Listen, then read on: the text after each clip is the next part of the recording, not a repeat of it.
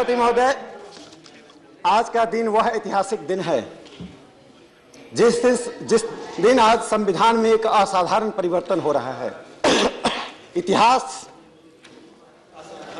इसे स्वर्णिम दिन के रूप में जानेगा, लेकिन मैं उस बिल पर आने से पहले कुछ खुदरा मामला निपटा लेना चाहता हूं। कांग्रेस पार्टी के वक्ताओं ने एक बात बार बार कही कि इस विधेयक पर आप कितने दिन बहस कर रहे हैं, एक दिन में बहस करके इसके निपटाना चाहते हैं। मित्रों, 1976 में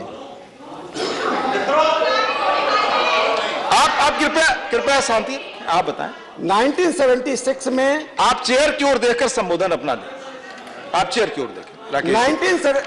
1976 में संविधान के मूल चरित्र में परिवर्तन करने के लिए इसी हॉल में कितने मिनट लगे जब सेकुलरिज्म और सोशलिज्म शब्द को जोड़ दिया गया। उस सदन में कौन बैठे हुए थे? सभापति महोदय, आप जिस विचारधारा के पोषक रहे हैं, यह देश जेल में बंद था और संविधान में परिवर्तन किया जा रहा था। इसके लिए कांग्रेस पार्टी पहले माफी मांगे थे। मैं दूसरी बात निपटाना चाहता हूं, दूसरे मामले को मैं निपटा लेना चाहता हूं।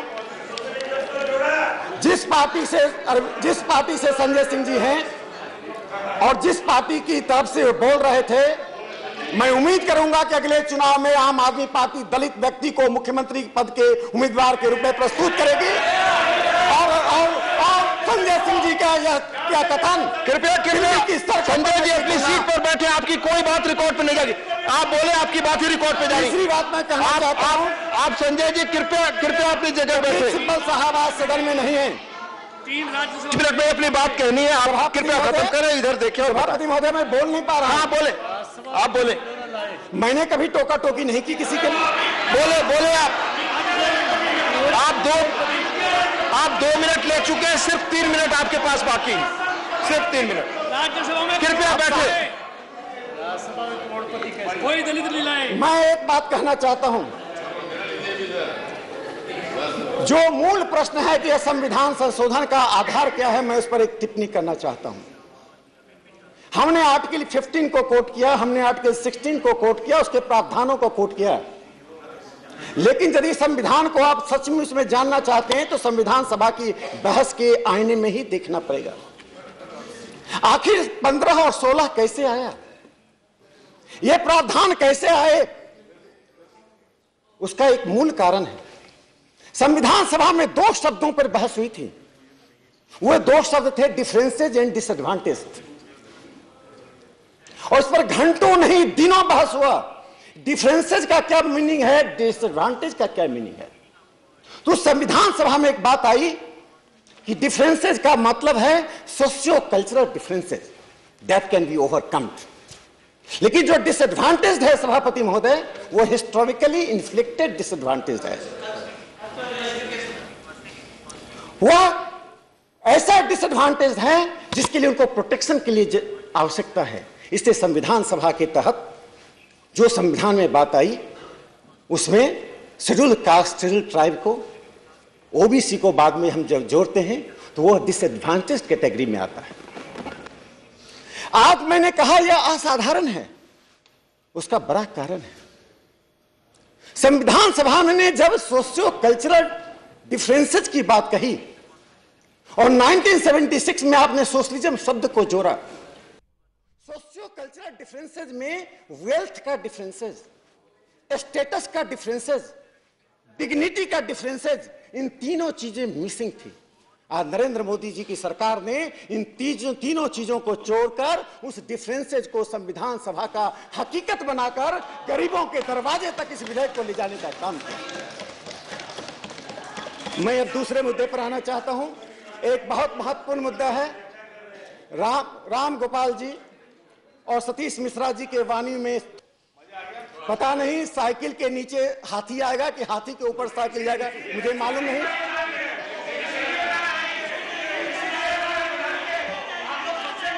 आप बोले, आपकी बात ही रिकॉर्ड पे जा रही है। प्लीज आप कृपया बैठो। आप चिंता मत कीजिए, सबसे भारी अमित भाई पड़ते हैं, आप इसकी चिंता मत कीजिए।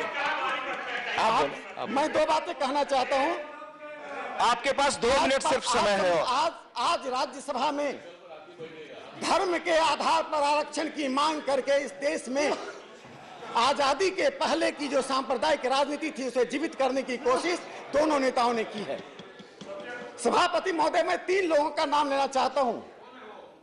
श्री R.K. सधवा पारसी थे, S.C. मुखर्जी ईसाई थे और ताजामूल हुसैन मुस्लिम थे। तीनों का संविधान सभा में भाषण को पढ़ लीजिए। इन्होंने कहा मेजोरिटी माइनॉरिटी कम्युनिटी का जो क्रिएशन है, these are creation of the Britishers have gone, with them the concept of minority has also gone। उन्होंने अपील की थी कि माइनॉरिटी शब्द को अपने डिक्शनरी से बाहर फेंक दीजिए, लेकिन राम गोपाल जी और सतीश मिश्रा जी, कांग्रेस के लोग माइनॉरिटी शब्द को पहला शब्द बनाकर रखना चाहते हैं। और एक बात कह के मैं अपनी बात समाप्त करना चाहता हूं। बार बार कहा गया कि नरेंद्र मोदी जी की सरकार ने 4.5 साल में क्या किया है। जरा शांत तो रह जाइए, सुनते आप अपनी बात 1 मिनट में खत्म करें। सभापति महोदय, मुझे कोई कांग्रेस का नेता है बता दे 47 से लेकर 2018 तक किसी पार्टी ने 90,000 लोगों का एडवर्टीजमेंट, रेल का एडवर्टीजमेंट एक दिन में निकाला हो। 90,000 का एडवर्टीजमेंट रेल का निकला है, आप बताकर दिखा दीजिए। मुझे यह बताकर दिखा दीजिए मुद्रा योजना में आप अपनी बात खत्म करें। माननीय पुनिया साहब, आप बैठे। अरे सुन तो लीजिए। राकेश जी, आप अपनी बात खत्म करें। मैं दूसरे वक्ता को बुलाऊंगा, प्लीज। आप खत्म करें, जो समय तय था वो आपने ले लिया। मुद्रा योजना में 12 करोड़ लोगों को मैं दूसरे स्पीकर को बुलाऊंगा। आप खत्म करें, नहीं तो मैं दूसरे स्पीकर को बुलाऊंगा। समय मैं समाप्त कर रहा हूं। Please conclude. मैं समाप्त कर रहा हूं। प्लीज कंक्लूड तो करूं मैं। मुद्रा योजना में 12 करोड़ लोगों को ऋण दिया गया, 7.5 करोड़ का ऋण दिया गया। 55% ओबीसी SC ST हैं। मैं अब आपकी बात के बाद मैं खत्म करूंगा। आप खत्म करें, मैं दूसरे स्पीकर को बुलाऊंगा। Please conclude. कांग्रेस के मित्रों को भारत के प्रधानमंत्री नरेंद्र मोदी जी ने जो साक्षात्कार में कहा वो याद दिलाना चाहता हूं। उन्होंने एक स्टेटसमैन के नाते विपक्ष के नेताओं से अपील की थी। राकेश जी, बाध्य होकर के मुझे दूसरे स्पीकर को बुलाना पड़ेगा। सर्वोच्च न्यायालय में राम जन्मभूमि के मुद्दे पर आपने जैसा रंगा डाला, रंगा मत डालिए। आज आप फिर इसकी तैयारी कर रहे हैं। कपिल सिब्बल जी की बातों से लग गया। कांग्रेस पार्टी इस विधेयक को सर्वोच्च न्यायालय में रोकना चाहती है। कांग्रेस के मित्रों से मैं कहना चाहता हूँ, हो गया, बैठ जाए। कांग्रेस के मित्रों से कहना चाहता हूँ। माननीय राकेश जी, आप बैठे, मैं दूसरे